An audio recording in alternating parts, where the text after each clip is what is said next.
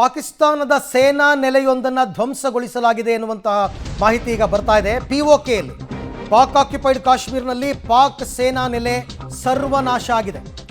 ಕ್ಷಿಪಣಿಯನ್ನ ಇಟ್ಟು ಪಾಕ್ ಪೋಸ್ಟ್ ಅನ್ನು ಉಡಾಯಿಸಿದೆ ಸೇನೆ. ಪಿಒಕೆಯಲ್ಲಿ ಪಾಕ್ ಸೇನಾ ನೆಲೆ ಸರ್ವನಾಶ. ಪಿಒಕೆನಲ್ಲಿ ಒಂದು ಕಡೆ ನಾವು, ಇನ್ನೊಂದು ಕಡೆ ಬಲೂಚ್ ಲಿಬರೇಷನ್ ಆರ್ಮಿ ಇಬ್ರು ಹೊಡಿತಾ ಇದ್ದೀವಿ. ಎರಡು ಕಡೆಯಿಂದ ಏಟು ಬೀಳ್ತಾ ಇದೆ ಅವರಿಗೆ. ಈಗ ಕ್ಷಿಪಣಿ ಇಟ್ಟು ಉಡಾಯಿಸಿದ್ದೀವಿ ನಾವು ಸೇನಾ ನೆಲೆಯನ್ನು. ಯಾವ ಪ್ರಮಾಣದ ಹಾನಿಯಾಗಿದೆ, ಆ ಸೇನಾ ನೆಲೆಯಲ್ಲಿ ಎಷ್ಟು ಜನ ಮೃತಪಟ್ಟಿದ್ದಾರೆ, ಏನೇನು ಶಸ್ತ್ರಾಸ್ತ್ರಗಳು ನಾಶವಾಗಿದೆ ಅಂತಕ್ಕಂಥದ್ದು ಇನ್ನಷ್ಟೇ ಬರಬೇಕು ಮಾಹಿತಿ. ಪಿಒಕೆಯಲ್ಲಿ ಪಾಕ್ ನೆಲೆಯೊಂದು ನೋಡಿ, ಅಲ್ಲಿ ನೋಡ್ತಾ ಇದ್ದೀರಲ್ಲ, ಅದು ದೃಶ್ಯ ಪಾಕಿಸ್ತಾನದ ಸೇನಾ ನೆಲೆ. ಅದು ಆ ಸೇನಾ ನೆಲೆಯನ್ನು ಕ್ಷಿಪಣಿ ಇಟ್ಟು ಉಡಾಯಿಸ್ಬಿಟ್ಟಿದ್ದೀವಿ.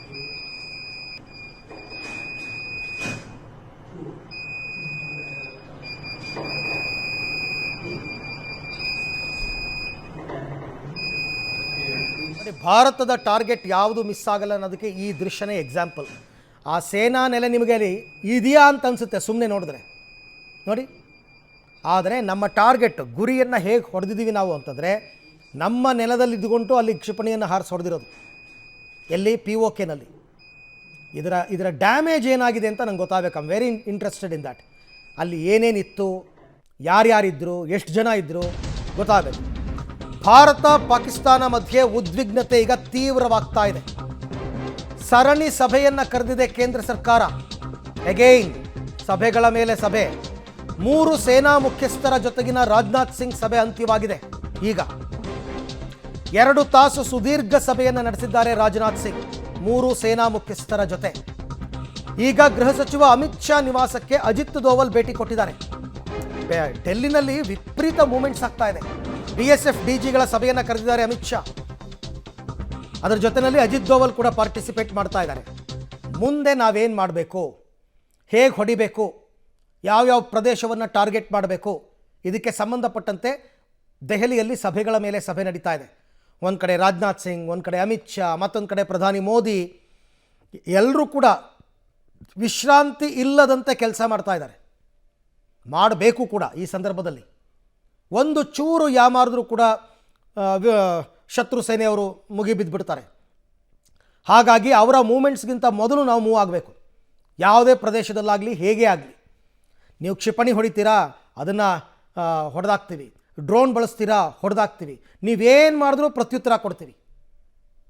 ನಿನ್ನೆ 12 ಗಂಟೆಗಳ ಈ ಕಾರ್ಯಾಚರಣೆಯಲ್ಲಿ ನಾವು ರೀಚ್ ಆಗಿರೋದು, ಪದೇ ಪದೇ ಹೇಳ್ತಾ ಇದ್ದೀನಿ, ಇಸ್ಲಾಮಾಬಾದ್ಗೆ, ಕರಾಚಿ, ರಾವಲ್ಪಿಂಡಿ, ಮುಲ್ತಾನ್, ಸಿಯಾಲ್ಕೋಟ್ ಎಲ್ಲ ಪ್ರದೇಶಗಳನ್ನ ಟಚ್ ಮಾಡಿದ್ದೀವಿ. ಅದರಲ್ಲೂ ಲಾಹೋರ್ನಂತೂ ಧ್ವಂಸ ಮಾಡಿಬಿಟ್ಟಿದ್ದೀವಿ. ಈಗಲಾದರೂ ಅರ್ಥ ಆಗಬೇಕಾಗಿತ್ತು. ಅತ್ಯಂತ ಸುರಕ್ಷಿತ ಪ್ರದೇಶ ನಮ್ಮ ದೇಶದಲ್ಲಿ ಲಾಹೋರ್ ಅಂತ ಹೆಮ್ಮೆಯಿಂದ ಹೇಳ್ಕೊತಾ ಇದ್ರು ಅಮೇರಿಕ, ಪಾಕಿಸ್ತಾನದವರು.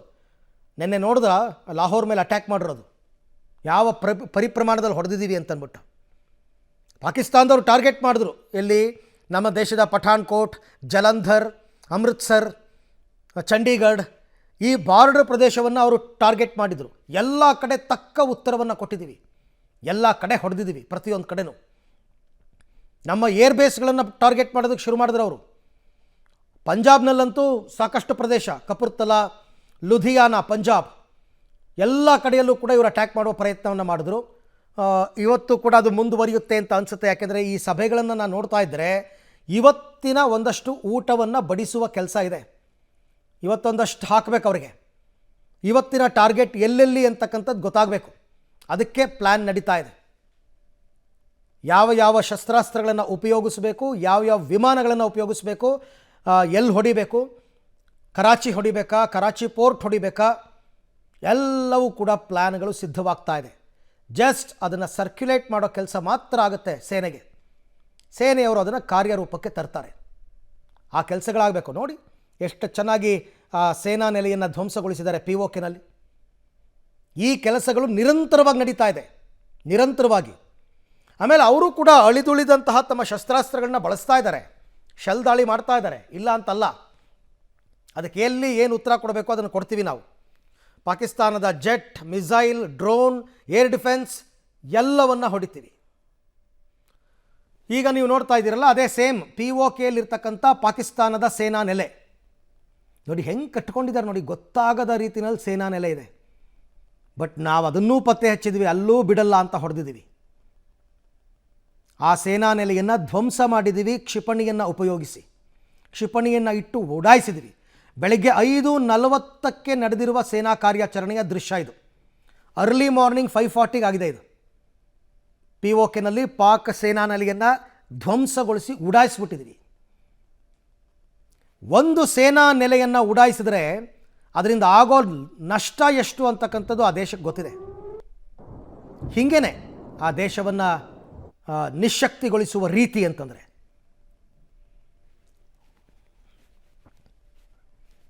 ಸೊ ಓಕೆ, ಸದ್ಯದಲ್ಲೇ ಕಾದಿದೆ ಹಾಗಾದರೆ ಪಾಕಿಸ್ತಾನಕ್ಕೆ. ಇನ್ನಷ್ಟು ಸರಣಿ ಸಭೆಗಳು ನಡೆಯುತ್ತೆ. ಪ್ರಧಾನಿ ಮೋದಿ ಅವರು ಇನ್ನು ಯಾವ್ಯಾವುದಕ್ಕೆ ಇವತ್ತು ಗ್ರೀನ್ ಸಿಗ್ನಲ್ ಕೊಡ್ತಾರೋ ಗೊತ್ತಿಲ್ಲ, ಯಾವ್ಯಾವ ಊರನ್ನು ಹೊಡಿತಾರೋ ಗೊತ್ತಿಲ್ಲ, ನಮ್ಮ ತ್ರಿಅಸ್ತ್ರವನ್ನು ತಡ್ಕೊಳ್ಳೋ ಶಕ್ತಿ ಇದೆಯಾ ಅವ್ರ ಹತ್ರ ಅಂತ ಗೊತ್ತಿಲ್ಲ.